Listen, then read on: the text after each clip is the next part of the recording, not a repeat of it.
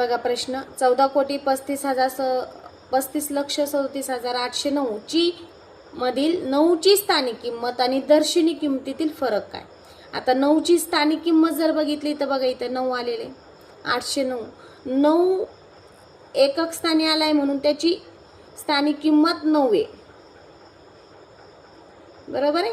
आणि त्याची दर्शनी किंमत मी तुम्हाला सांगितली जो अंक असेल तोच, म्हणजे दर्शनी किंमत पण 9च आहे. आणि त्यातील फरक मग 9 फरक काढायचा म्हणजे वजाबाकी करायची, म्हणून 9 मधून 9 गेले, खाली उरले 0. मग या दोघातला फरक किती आहे तर 0. पर्याय क्रमांक 4. पुढचा प्रश्न बघूया आपण. 85,204 मधील 10,000 आणि दशक स्थानच्या अंकाची स्थानिक किंमतीचा गुणाकार किती.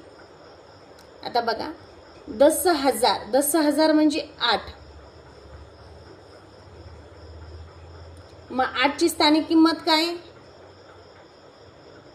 8,000 80,000